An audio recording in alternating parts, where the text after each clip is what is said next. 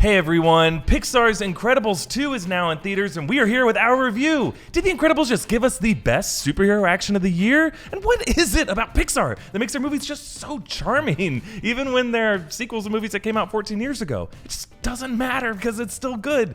But we'll get to the deeper reasons of why we liked it and maybe some stuff that we wanted more of. Because it's not a perfect movie, but we're going to get to all of those deeper reasons and thoughts about it. But first, guys, welcome to New Rockstars News. It's our deep dive into all the biggest stories this week that you need to know about. So we're also going to talk about our the first look at Aquaman and some big Avengers news, news about the Game of Thrones prequel series coming out, and more. I'm Erik Voss. Joining me at the table are Sam Bashor over here. And Bill Molina over here. And back to Erik Voss in the middle, where he feels most comfortable. But actually, before we get started with the big news, a quick big announcement. New Rockstars will be at VidCon next week. Hello. Yeah, that's all of us. Filup and Sam, me, Maud will be there too. We'll all be around. And Devin, fan favorite editor. Devin. Devin. We're very, very excited. We'll be at the Anaheim Convention Center from Thursday through Saturday. We're just so excited to meet all you guys if you'll be there. And we're going to be handing out free stuff. I don't want to say what it is yet. We made specific stuff, like custom stuff for you guys if you come find us, and we will give you some. But we're also going to have an event. Well, I'll just say we're going to try to shoot a live show there. Yeah. And we want you guys to be there with us, live audience, and like no holds barred. Like there'll be no bleeping, no weapon checks. Like anything could happen. That's not true. There are many weapon checks that have been done. Yeah. But find us. Follow us on social media, on Twitter, Instagram. We'll just post all about this, of where exactly it's going to take place. That part is still being negotiated. But, I mean, if we have to do it, like, in the alley in the back, we'll do it. Yeah. In the alley in the back. We'll make it happen. Reach That's out a and touch metaphor, us. by You the way. just poke us in the face. Because that's what I do with all my vloggers. Yeah. On my screen, I'm like, I wish I could just poke this person. You can? And I can't. And also, it's illegal to do that in real life. But yeah, make sure to follow us each individually on social media and follow our channels at New Rockstars on Twitter and Instagram and Facebook, because we're going to be posting like crazy, just minute-to-minute updates of where we'll be. So come find us and talk to us. We're so excited to meet you guys. We love VidCon. Devin will be there.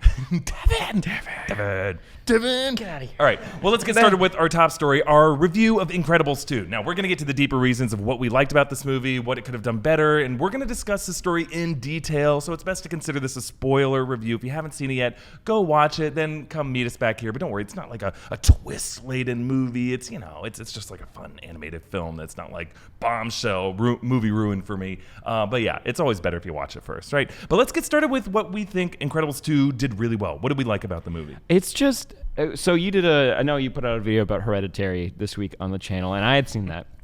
And I felt physically ill after I left that theater. And I got I was fortunate enough to get like an early screening for this, and it was just like the day after, and it was just like it was just nice, It was just the score. Michael Giacchino figured out how to say his name properly. He's coming back again to do his score once again. He did Up, and he's done a lot of Pixar movies. He did the Star Trek movies. He's done a lot of J.J. Abrams stuff. Yeah. Lost. He's extremely talented. As soon as you hear that and you see the stylistic opening of the Disney logo, you're just like, I love this. There's probably a proper name for the art style of this movie. I always feel like Jetsons-esque, like a 1960s Yeah, it's a retro era. for sure. Retro, yeah. And it's just like something about it, not just that it's a revisit of a world we've already been to, like when we were growing up. It's just that something about it is just so sweet and genuine, and you can just see how much care was put into it. It's like when you don't get fast food and you go and sit down and like get like a home-cooked meal type of restaurant feel. It's just like, it feels good. It feels hearty, like a big Italian dinner. That's what this movie is like. It's just like a lot of carbs, It's probably, I shouldn't watch this all the time, but it's nice. The movie's nice. Yeah. I actually enjoyed it more than the first movie. Yeah. Wow. I think it was good. And Terry. Deeper reasons. No, I actually think that the thing because Sam covered a lot actually that Sorry, I I'm agree with. exploding with No. But I agree with that, and I think it's because Pixar has a straight, direct line to our hearts, like, and especially when it has to do with family and family dynamic, where the moment you're like, he's trying to be a good dad, it's so hard, and like they're so good at that so quickly. That's always what gets me is like we don't know these characters that well, right? We've spent 2 hours with them before this, and like now I'm just like, no, that's his thing. He always wanted, like I feel like I know them so well, and I think think that's a lot of the artwork too. You know, the short that played before it, Bao, yeah. Bao was so sweet. Was also like heart wrenching, and again, they do this in minutes, so they become masters of being able to do it in minutes. And then when you get a movie, it's like, oh my god, I'm feeling so many things.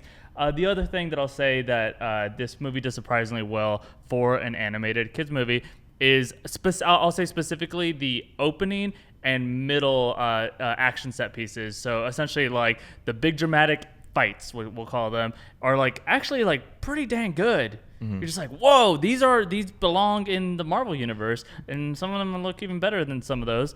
So, and they're very creative about. My favorite thing is when they find the ways to use the powers in a way that has resonance to like other choices. So right now, the one that's coming to mind is splitting Elastigirl's bike in two. Yeah. And like they're like, that would make sense. This character is limited by it being on a motorcycle, unless the motorcycle can also be split. Or just like that's such a great extra degree that they go to. Yeah, I think the way I see it is Pixar is better than pretty much any other movie studio when it comes to charm and storytelling, just purely through design choices, right? So like every movie is visual storytelling because we're just looking at visual choices and acting and set design choices. But like Pixar, every little choice is a design choice that somehow tells the story in a way. From the way the characters' costumes look, from the way Edna Mode's head is shaped. There's like little humor choices and fun action set pieces that are composed just from a base level of how the characters are designed.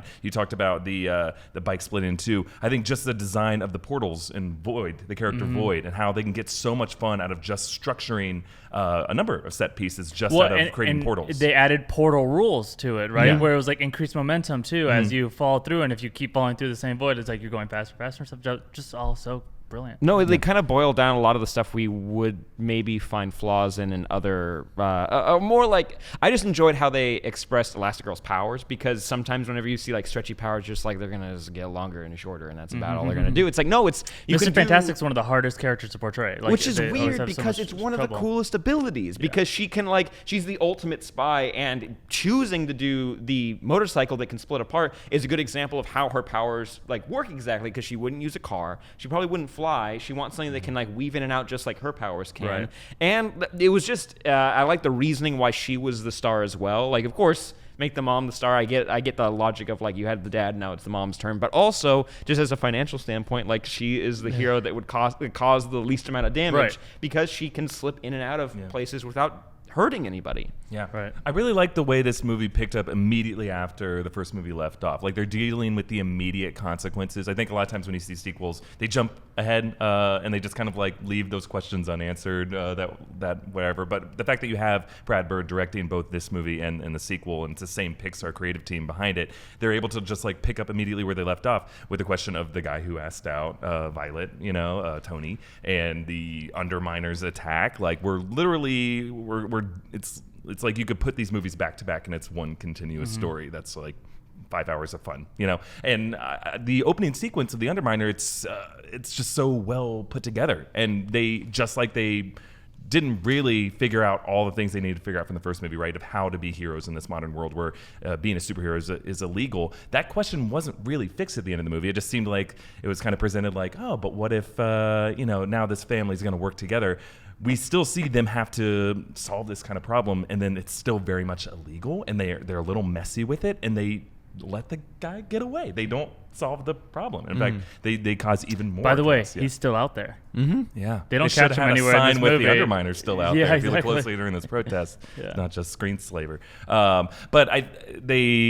There's always a great attention to detail with Pixar, and it's not just attention to detail with like little design things and prop placement and the way characters are shaped, but like with the story, there's a lot of attention to detail with the story, and leaving no stone is left unturned, and no dovetail is left undovetailed with something else. Woo. Woo. You bring up a good point about like how they design certain scenes. There's a scene where the dad's on the phone with the mom, and the mom's doing missions, and he's just trying to like hold it together because he does kind of have a great moment where he's like, I'm Mr. Incredible. It's in the name. Like, I have to be the best at this. And you see just like each like crisis each kid is in. Like, it's just like she walks in and she's invisible, so she's pouting, and you're like, That's a nightmare. I don't know how to deal with that. Dash is zooming around and he's not paying attention to his homework. And Jack's Jack. So he's like, why won't you go to sleep? It was just such a good way to use their powers to express their own like point in their life and like what kind of like what it's like to deal with a kid like a kid who's growing up, like a young boy who's growing up that wants to get into sports and like he's always running around and making a mess, and the girl who's going through adolescence, as they make the joke about that, and like just figuring out how to handle her emotions, also trying to deal with this Tony crisis as well. Right. And the baby's so unpredictable because you're still trying to learn. And since he was not an absent parent, but he was the parent who was going out and doing a job and wasn't at home as much, he doesn't know all the ins and outs of dealing with Jack. So I'm glad that like in one scene, it was like maybe 10 seconds, you got a good good idea of Mr. Incredible's headspace for like 3/4 of the movie. Yeah. Well, let's move on because this was not a perfect film, right? No. And I was interested to hear you, Sam, say that you liked it better than the first movie. I personally like the first movie a little bit better, but that might just be me. I kind of tend to like all these Pixar's first movies better than the second one. Like Toy Story? Toy Story, I feel that way. Really? Finding Nemo, I prefer the original. The first Cars, of course, but that's an easy bar to clear. But I don't think this is a perfect movie. So let's get to some things that we wish could have been cleared up a little bit better in this movie. I kind of want to say real quick, just as like a aside to our audience, we are like such big fans of this kind of content, and that means that we like look at it like thoroughly and we know why we love it, and we just spent close to 10 minutes talking about like what we loved about this. And then so every time we review a movie, we're also going to tell you stuff we don't like about it, and that is not us looking too deep into it. That is you having to face that every movie might have some issues, and we can't hide issues, because if we did, then we would just be shills. And I don't like being a shill. So here's what I didn't like. Yeah. All right. There's 3 things. An increasing order of rage. One is pretty small, actually. It's just, I think this has to be probably the last movie that explores the idea of, wait, maybe superheroes are causing more damage than good, so maybe it should be illegal to be a superhero. It's like, we get it. Man of Steel really messed up the world around it. And also the fun of that narrative. It really kind of just bummed that out a little bit. Yeah. So now, though, we're kind of a little bit in a place where, like, okay, I don't think we need to explore that question anymore of, like, are superheroes things we should have? It's like, yes, we go to the box office. But, like, we want to see them. Mm-hmm. Let's have them.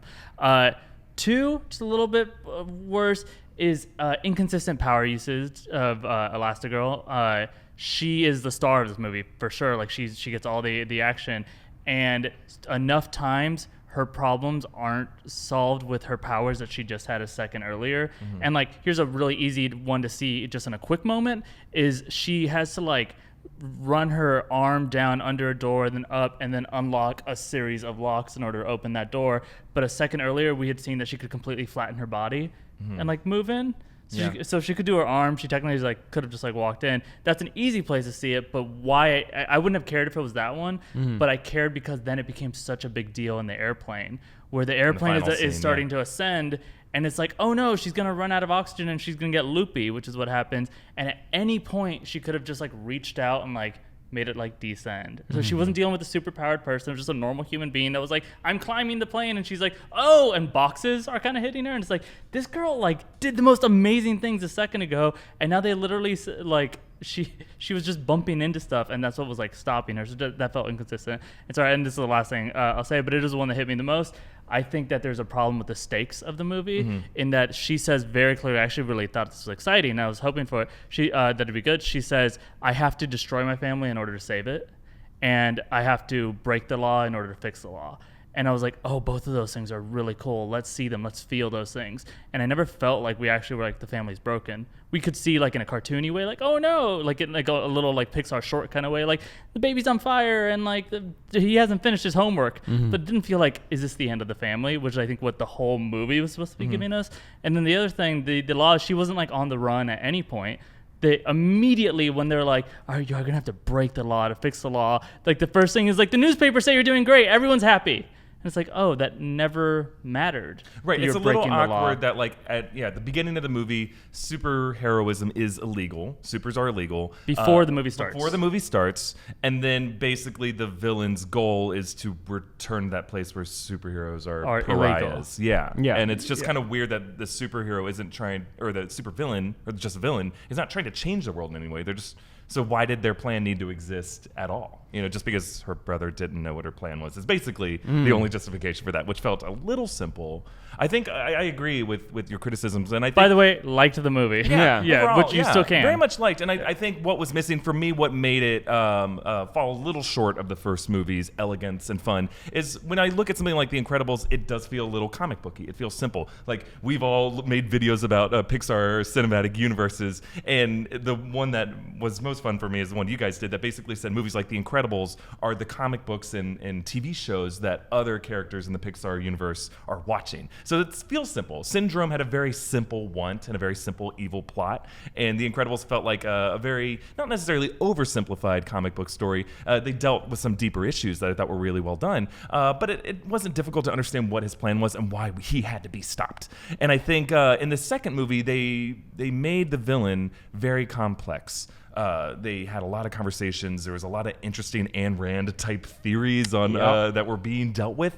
But at the end of the day, I didn't really understand what the dramatic stakes were of the villain's plan if they succeeded at their evil plan. And I think with any great comic book story, in Infinity War, like, we knew what the consequences would be if Thanos succeeded. Wipes out half of reality. And what's great about it is that you can say it in just so few words. Yeah, it's so obvious. simple. Okay, he's going to get One rid of half of sentence. reality. Yeah, one sound, it's how simplified that is, and it works really well. Here it just felt very complicated and a little muddy, a little hard to understand exactly why it needed to be stopped and how that was a counterpoint to the hero's goals in the movie.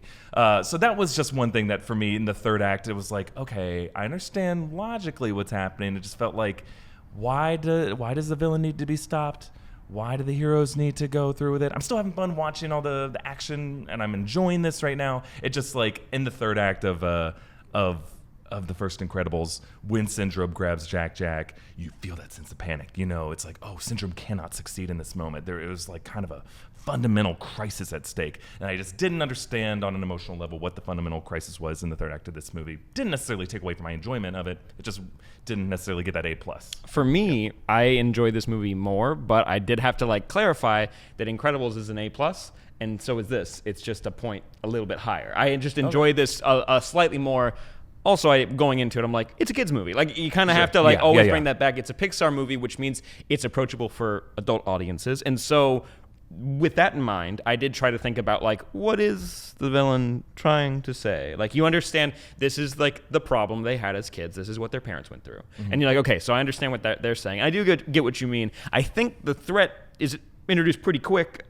I think I understand your point. I might be misunderstanding. We can talk later after the show, too. But, as soon as she immediately, sets up the heroes to murder half of a city, that felt like what the threat was. Yeah. But they didn't, in the first movie, they brought up, this big kind of, philosophical question, and so did this one try to, but the first one did kind of answer it, and this one didn't. It just kind of, it was just mentioned so the audience can think about it, but no one in the movie decided to think about it at all. So Agreed. It's like there's a fault there, and I do get some of your guys' criticisms as well. But overall, it did kind of feel a little bit tighter for me because I rewatched the first Incredibles, still amazing. But overall, I didn't actually have too many critiques of it. So yeah, and I'll say, because a lot of people will say, but maybe Erik and Filup aren't seeing it as a kids movie, and they should be. It's like, no, because I would have other complaints. I think the twist is incredibly predictable to an adult. Mm-hmm. Yeah. But I'm like, that's the kind of thing where I was like, no, for a kid, that is kind of shocking. Like, oh, someone we liked is actually bad. But that's not kind of what I'm talking about. It's like Pixar movies are kids movies, and they're amazing stories, and they perfectly come back. And in this one, I think, just to simplify and clarify what I think maybe both of us are saying is, if the villain had done nothing and we've started the movie, their ultimate goal is just to end the movie in the same place we already started. Status quo, being a superhero is illegal. It's like, you'll kill a bunch of people because I'm going to crash a boat into a building, and then it'll be illegal. Yeah. And it's like, it was illegal even 10 minutes earlier. All Evelyn had to do was not help her brother. And her plans would have been... But would they? Because he was pretty headstrong and kind of had the CEO mindset and was like, no, we're doing this and it's going to be done and we're going to get using completely all of her technology that she could have sabotaged or try to talk him out of it. But also, it's not like he was that eager to do it. He happened to see them. He's like, oh, they're out. Okay, I have an idea. And it's like, So he had an idea. Like again, if these two characters had just, even if she'd been like, "Let's go on vacation," like distracted him, found a new fun thing for him. the whole movie would not forgotten. need to exist. There's just Maybe. too much status quo Yeah. of what she's trying to get to. Is like where we started. Yeah, and it's just we're holding Pixar to a very high standard that I'm Yeah, sure 'cause they they hold are the themselves best. to. They really are the best. And you know what? They make kids movies, but they're the kind of kids movies that adults can enjoy too and feel like a kid again by presenting very complex adult type themes, but putting it in very simpler terms that kids can actually Inside understand. Out is like is Yeah. a masterpiece. Yeah, and it presents things of what it means to have conflicting emotions and why you need different kinds of emotions. And it's a very complex idea that like it's great that kids are thinking about these kind of things. So we can hold Pixar to a very high standard, and I'm sure they're happy to have that conversation too. But we want to have that conversation with you guys in the comments below. Let us know what you thought about this movie. How does it match up with the first Incredibles movie and other Pixar movies that you've seen? Tell us your ranking. I'm always curious to know. Like, for me, there's like an inner tier Pixar movies and then an outer tier. They're all on a plane of greatness, but we want to know what you guys think. In the meantime, let us move on to our trivia question this week in the theme of Incredibles.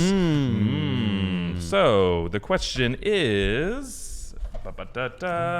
Who does the voice of Edna Mode in the Incredibles movies? Okay, all of our answers are in the bucket here. As always, we will reveal the answer to the trivia question at the end of the show. The winner will get to do our goodbyes. The loser will have to do our In Other News headlines and try to be funny at the end of it. It's real fun to watch, and it's usually a bit of a... show. Sorry, you gotta bleep it. Okay, before we move on, a quick news update from this week. Marvel held a special panel at Cine Europe convention showing a footage reel from Captain Marvel and a video related to Avengers 4. Now, there's nothing new to actually show you, but we have the inside scoop. Here are the takeaways you need to know. There was a rumor that there was an Avengers 4 scene between Iron Man and Ant-Man regarding a way to go into different realities, but that rumor is not true. It's just a rumor. Instead, Kevin Feige released a video explaining a few general details about the movie to advertisers, but there was no footage shown. There was apparently a look at the Avengers' new suits, including what attendees describe as new armor for the Hulk. Ooh. Under Armour. We don't know if it's a We've seen Silver it. shirt or if it's real armor. There was also a behind-the-scenes sizzle reel for Captain Marvel. We're still looking for a shot-by-shot description. We don't know how much footage was actually shown, or just shots of like craft service tables or something. But the footage, Exciting. there were a bunch of testimonials and interviews with like Brie Larson and the rest of the cast. And Captain Marvel was described as the next face and leader of the MCU going into Phase 4, Cool. which is pretty interesting. And Brie Larson. That's good for her. Big news for her. However, we did learn this week that Marvel will make no firm announcements about Phase 4 until after 2019 Comic-Con. So it's going to be a while. And then rumor that I think is interesting we should bring up, that someone apparently who works or is associated with the marketing for Avengers 4 did see the title of the movie, and they said it was 3 words, the first one being Avengers, and the second 2 words beginning with F and then H. That's just a rumor. We don't know if it's confirmed or not. Quick, what does FH stand for? Fun House. Fallen Heroes. That's a good one. Fat too horse. good. Fat horse is really good. We got a real fat horse. Some of those Mulan horses are just real fat. Yeah. He can defeat Thanos. Plump. Yeah. So let us know what you think, FH. We're going to be doing a lot of speculating. We love just like speculating with like the first letter of the word. Like Thanos has to be an acronym for the Infinity Stone locations, right? So F and H. We're used to doing this. Okay, everyone. We just got a big preview for Aquaman with several interesting photos from the movie showing us the main characters and the undersea kingdom of Atlantis. Guys, let's run through each of these, break down the stuff you might have missed. The first image that we saw shows us Aquaman alone, Arthur Curry, Jason Momoa as he saves a submarine as it's being attacked by pirates. Sounds like a lot of the action will come from real-life modern-day piracy, which sounds like it could be the origin of actually one of the villains who we'll get to in a bit. But next, there's a shot of Arthur Curry with Mira, played by Amber Heard. They're on the surface world. They appear to be exploring some Greek or Roman ruins, presumably some ancient Mediterranean civilization. By the way, Dolph Lundgren is playing Mira's father, King Nereus. Cool. We haven't seen any shots of him yet, but I'm very excited. Me too. Next is the shot that everyone is talking about. Black Manta, played by Yahya Abdul-Mateen II. He's looking at his helmet. Now, director James Wan promised that Black Manta's helmet would look as alien as it does in the comics, and he wasn't joking. In the comics, the helmet shoots plasma beams out of the eyes. It sounded like that'll happen because in the Entertainment Weekly description for it, it said they'll raise hell, spelling raise R-A-Y-S. So I'm sure we'll see that. Black Manta is it's just a typo. He's an overseas mercenary. It sounds like he may be connected with the piracy organization that Aquaman has to face. Like it could be a member of like maybe Somalian pirates or something like that. That'd be really fun to see that in action. And it sounds like Black Manta will just be a supporting villain. He's not going to be the primary villain. We actually see the primary villain in the next image. We're talking about Ocean Master from the comics, aka King Orm. He's played by Patrick Wilson. He's Aquaman's ambitious half-brother, and he hates surface dwellers. And Aquaman, of course, is half human, so it kind of creates a natural tension between them. So it looks like we're going to be seeing a Game of Thrones-style political family drama for the throne, maybe similar to what Black Panther was. Very interesting dynamic there. Now, the next image shows us director James Wan with Aquaman and Mera in a sunken ship location. Looks very cool. They're speaking with Volko. He's played by Willem Dafoe. Volko is a mentor to Aquaman. And Wan's production design just looks awesome. Apparently, we're going to see gladiator arenas, warriors riding great white sharks. There's just going to be a lot of cool things to see. Can we go back one image? What's fascinating to me is this moment underwater right now? Yeah, I'm guessing so, yeah. How is James Wan breathing? No, but I mean, it's just interesting. It's fascinating that like they're treating it to have like the weight of the world. You know what I mean? Like you rest on a table underwater. Right. Yeah. Like to no make a teacup point. is floating off. Yeah, exactly. Yeah. It's just interesting. Yeah, and it sounds like James Wan has said that the whole speaking underwater thing that we They'll saw. just talk. They're just gonna talk. We don't have to. I wonder why that was so overthought in that movie to make an air bubble. What we're referencing, yeah. So in Justice League, in order to have Aquaman talk, they're like, well, you can't do sound waves. It can't happen. So then she has to create an air bubble so they can just talk. And James Wan is going to ignore that completely, even though it's the same universe, and say they could have just talked the whole time, and little ripples will. Yeah. You'll see that. James Wan ignored it so much he just took cameras and ruined cameras underwater. Directed his actors underwater. Nearly died. No. Actually, that next photo we were looking at when it was the arena with the sharks versus the seahorses, look, they're seahorses. They have legs. Fat horse. Look at that big fat horse. Wait, Yeah. Avengers fat horse? Yeah. No, this is what I'm for. When I was like, Aquaman movies sometimes can be like, again, Aquaman gets made fun of a lot, but also sometimes the character isn't the most exciting to read a story about, even though people do like political stories. I do, but this is what I'm here for. I'm down for sharks versus seahorses. 100%. I'm going to buy tickets opening night. Like, I wasn't already going to do that. They should call it that. Aquaman, Sharks versus Seahorses. And you can see 7 statues pointing their tridents together. There's 7 undersea kingdoms. So when we saw that thing Unite the 7, that poster with Jason Momoa, it wasn't referring to like a 7th member of the Justice League, including Green Lantern. They're referring to the 7 kingdoms. 5 years ago, Yeah, so they're going to be getting into all that political drama. It's going to feel like, I assume, a lot like the kingdoms of Wakanda coming together. I know DC people get pissed off when we try to say everything. We're not saying DC ripped this off from Black Panther. It's just what you liked about Black Panther, I think you're going to like. Yeah, I mean, it's the most common war strategy is to make allies. But let's move on to the last image. It shows Nicole Kidman's character, Curry's mother, Queen Atlanta, and the image looks like it's part of maybe a flashback scene with Arthur as a baby and his parents when they had to trade him off from land to sea. The image on the cover of Entertainment Weekly of Nicole Kidman looked a little hokey in Photoshop, but this one looks very interesting. I love Nicole Kidman. I'm really glad she's going to be part of this movie. Now, based off of these images, do you guys think that like Aquaman could be the breath of fresh air or the breath of fresh seawater that the DCEU needs? Because right now they need a kickstart. Wonder Woman provided that, but the rest of the Justice League could probably need a pick-me-up. And do you think this could bring it? The costumes are interesting. I don't want to say too much until like you see them in action, like a trailer, because sometimes just images of them, you're like.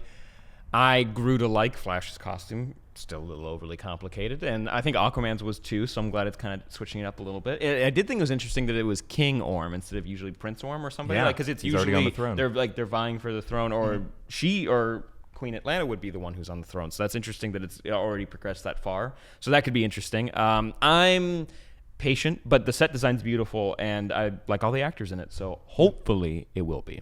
Yeah, and I'm really into this idea if they are doing a Game of Thrones approach, because the best Aquaman that I've read is the version where it is royal struggles and those inner politics of what's always interesting about a monarchy is that there shouldn't be politics about who's on the throne, and yet there always are, and that those are always life and death, because that's the only way you can get someone like off the throne.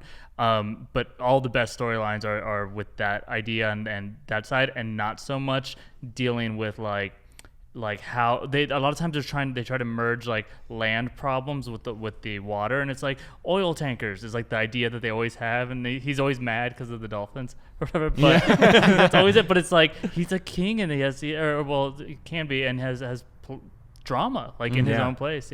I'm gonna love his broy talk in the middle of a war like council. I like that a lot. I in like Justice that. League. I did like that. When he but sits on the lasso, like that was maybe the one really good Aquaman moment for me watching Justice Well, he League. went to school I and could use like a lot more. on land. You Yeah. know, he became a normal dude. Yeah. Like Crenshaw. He could, and you know what? Like they are using. If you just look at the filmmaking strategy here, they're filling the rest of the cast with really, really great performers. Like Willem Dafoe is awesome. Dolph Lundgren is going to be part of this movie. I think this could be a really, really fun movie. If it ends up being a bomb, I know you're going to clip this out later and be like, I feel like this would be a really, really fun movie. But I like Jason Momoa in this part. I like his depiction of the character, and I hope this is good, because I think Aquaman deserves a movie that's not the Vinny Chase version in Entourage. Why? Let us know what you hope to see most from this movie, and hopefully a trailer will be coming soon. Of course, we'll be doing a full breakdown of it. But based off of these shots, and James Wan's such a great director, I'm really excited to see what Warner Brothers and the DCU is able to pull off here. Okay, another big news update from this week, guys. HBO announced that they have picked up a Game of Thrones prequel series produced by George R.R. Martin and Jane Goldman. Jane Goldman wrote movies like X-Men First Class and Days of Future Past, Kick-Ass, all the Matthew Vaughn movies, the Kingsman movies. She's really, really good. The series description is as follows. Taking place thousands of years before the events of Game of Thrones, the series chronicles the world's descent from the golden age of heroes into its darkest hour. And only one thing is for sure, from the horrifying secrets of Westeros' history to the true origin of the White Walkers, the mysteries of the East and the Starks of legend. It's not the story we think we know. Wow. Jack Sparrow. Yeah. So it sounds like the final season of Game of Thrones may not give us all the answers to all the mysteries, like the White Walkers, the Children of the Forest, Bran the Builder, the Doom of Valyria, Ra's al Ghul. I don't know. Yeah, but because now we'll get to a whole new series that goes into that. Wow. So, you can start making some predictions for the final season of Game of Thrones. It may not answer all the mythology questions. It's going to answer them in like the snippets that are going to be like technical and literal, like this is what happened maybe. Right. But what we know, like imagine the complexity of Game of Thrones, and then 1,000 years later, because this idea it takes place I think 1,000 years before.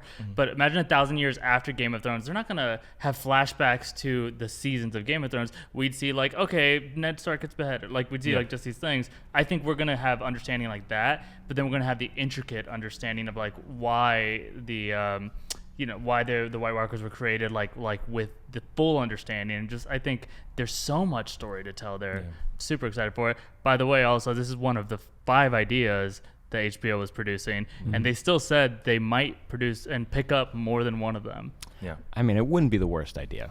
I'd understand. Yeah. We have 2 Game of Thrones shows on the air right now. I mean, there's 17 DC shows on I'd love CW. to see a prequel that maybe takes right before the events. Like I'd love to see a Robert's Rebellion prequel. I want to see the Battle of the Trident at some point. Maybe we can do it through flashback, but I don't think we'll see it. We have 6 more episodes left. 6 more movies left. Yeah, they're going to be long. They're going to be fun.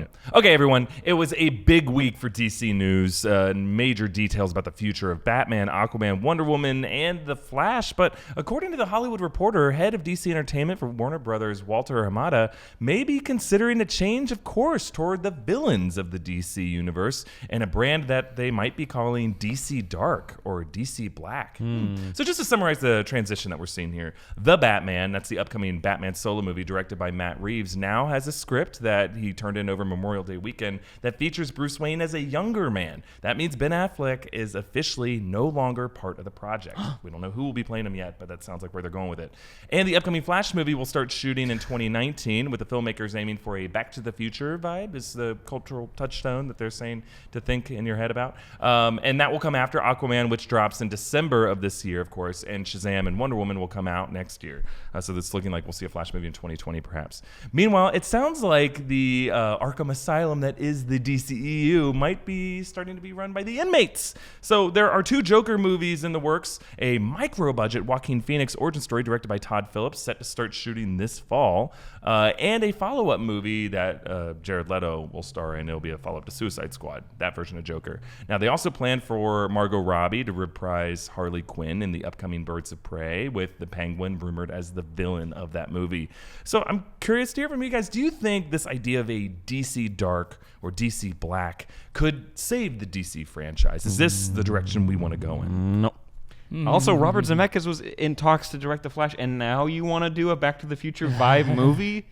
You missed it. Now you got to do Flashpoint. Even if you don't want to, you got to. I'm fine with them doing a more Back to the Future. Like, make it fun. Because I reread Flashpoint recently. I was like, did I dislike it as much as I thought? Like, there's cool things that happen in it. No doubt. I mean, it's still my favorite Flash story in terms of like the plot. It's really cool, and he's the main focus of it. But it's his fault about what's happening. So it's like when the hero bungles and like sets off a nuke, but it's like, don't worry, I can fix this. And it's like, well, you bungled it though, and you don't fix it. Nah, I don't know. I'm glad they're going with a more Back to the Future vibe. Still don't understand why they do 2 Joker movies. I get it, money. I understand that, but like, for real, like, really. Getting specifically to the question of DC Dark or DC Black, I think that isn't necessarily the worst strategy to go about, because Batman's rogues gallery I think has been underrepresented, and that it is one, if you're thinking strategically with the source material. I think the villains of the DC universe are deeper, interesting in some ways than the Marvel ones, and Feige and the rest of his team have done a really good job to translate characters like Loki and Thanos into people that we really understand, are excited to see.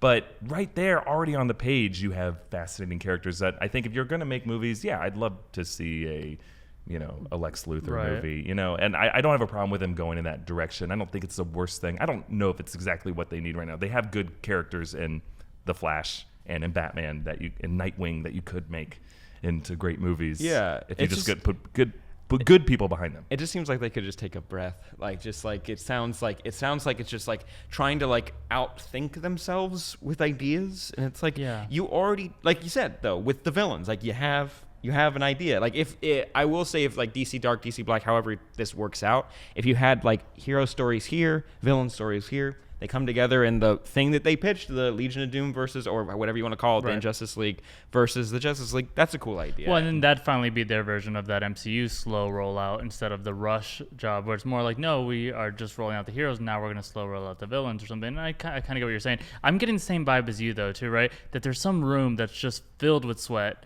and like bulletin boards and like literally like, how do we fix this, right? And they've like come up with every idea they can. And I think you're right, the villains isn't a bad one. There's a big difference between Marvel character designs and DC character designs in that Marvel heroes are pretty mono-powered. Like they've got like their thing, and like that's their thing, and so it's not the craziest thing to defeat them if you can just undo their one power.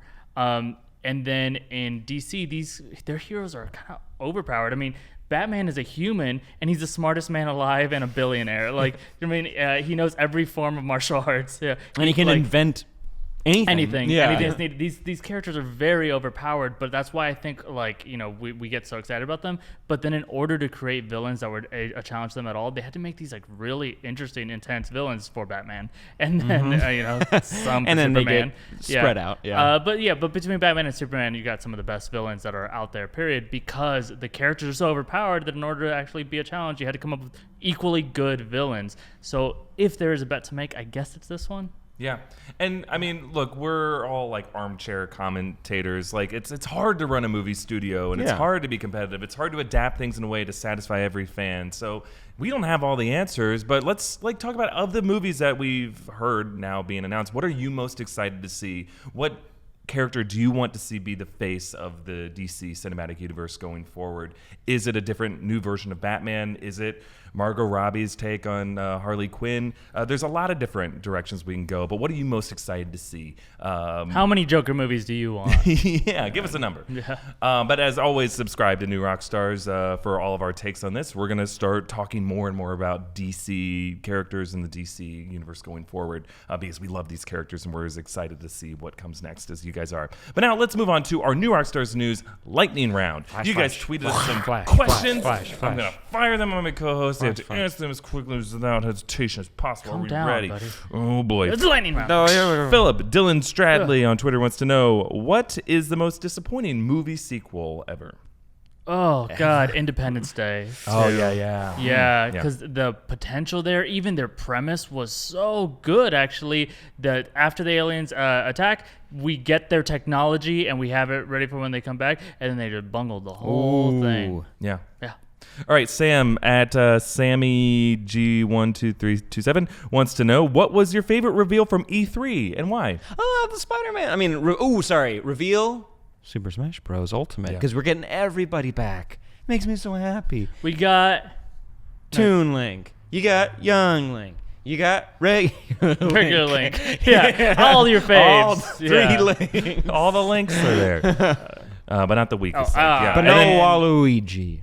Eric, this one's too hard for you to answer, so is a math question here. So I'll do this one instead. At Trex Wild, Eric, if you had a Velociraptor, what would you name him? What special call would he respond to?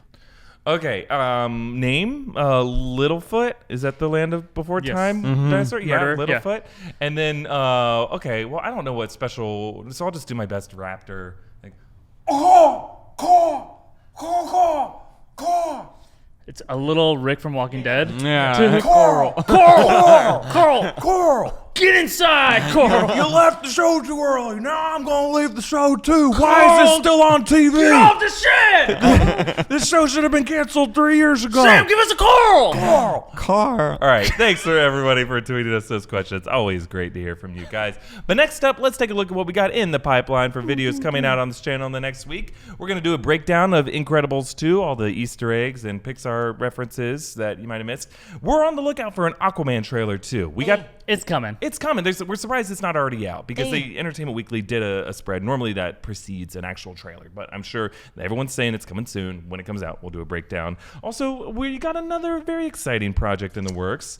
Yeah, we can say that. We can say it. Okay, big announcement. Guys, we're going to be doing a rewatch breakdown of the Christopher Nolan Dark Knight trilogy. Ew. Boom, 10 years. 10 years since, 12 years or 13 years since the original Batman Begins, but we're coming up on the 10-year anniversary of The Dark Knight in July. So yeah, we're very excited. We're going back to look at all the deeper reasons why it's so great, all the interesting cinematic choices that were made and references and ways that Nolan adapted this character in a way that we've never seen before. 10 years ago, Eric and I drove like hours to go see snippets of Dark Knight. We were very poor and we had to stand on each other's shoulders like over the fence because they were playing in a baseball stadium. But we're supposed to be painting that fence, but anyway. But it started this journey of what we do now, of like obsessing over these movies and being like, holy crap, these movies sometimes are the best movies being made. Why is no one talking about them that way? And that's what this whole channel became. And that's super interesting because I don't think I've revisited Batman Begins, and I really enjoyed it when it came out. I know there's a lot of, and now as a casual Batman fan then, and now more of a hardcore Batman fan, I'd be really interested to see where all the little Easter eggs are. Yeah. Yeah, So, I mean, this before that was actually like the fun thing for people to point out and obsess over, or so they actually like, didn't like. A lot of people have not gone back and actually shown how they readapted, for instance, Batman Year One in exactly what ways in order to make Batman Begins. Yeah, and it's cool to see like little choices Nolan made, and as you still figured out the tone of it before he got to The Dark Knight, which I feel like is like the perfect version of what he wanted to do with Batman. But to see Batman Begins, like he's kind of laying the groundwork for that kind of movie to come a couple years later. So we're doing all three movies. All three. Yeah. So stay tuned for more announcements about that. We're very, very excited about that. But now it comes to the time for our 15-second shout out, where each of us has 15 seconds to shout out, plug, rant about anything we want. Sam, why don't you start? Okay, I mentioned it before, but I'll say it now. The Spider-Man game looks incredible. I already pre-ordered it, as well as Kingdom Hearts 3 got a release date. Thank God. I'm ready for it. It's not going to live up to the hype, but I'm ready for it. Yeah.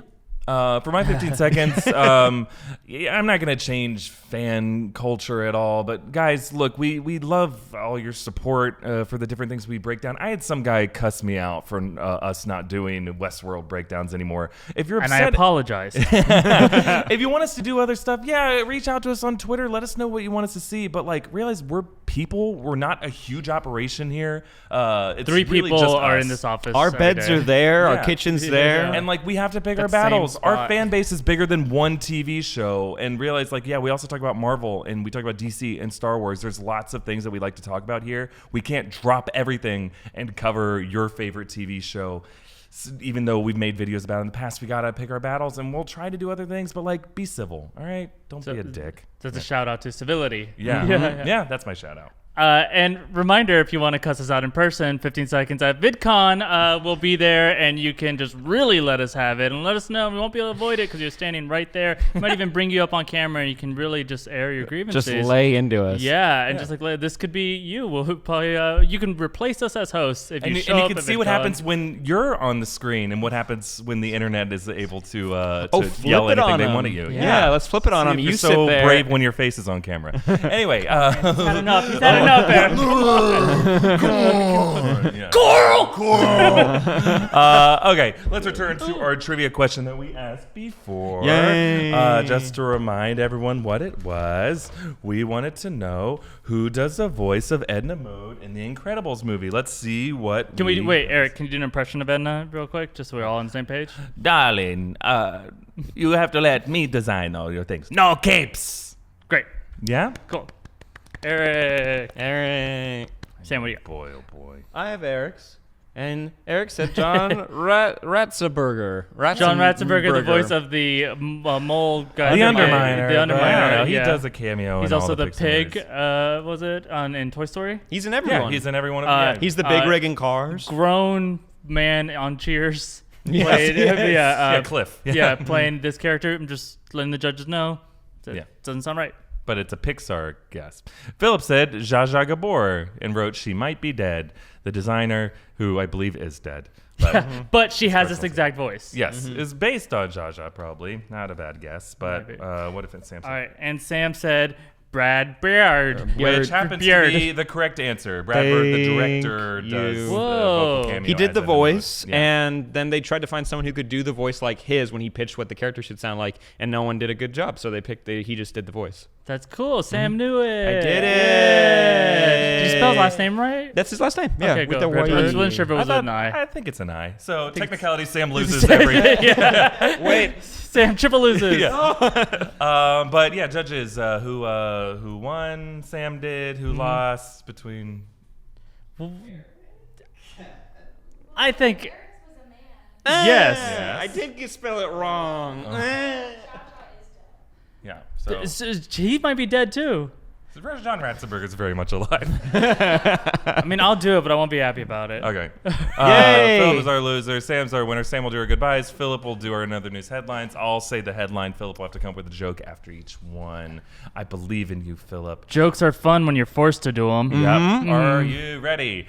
All right. In other news, according to reports, a Hawkeye standalone movie is being considered for Marvel's Phase 4.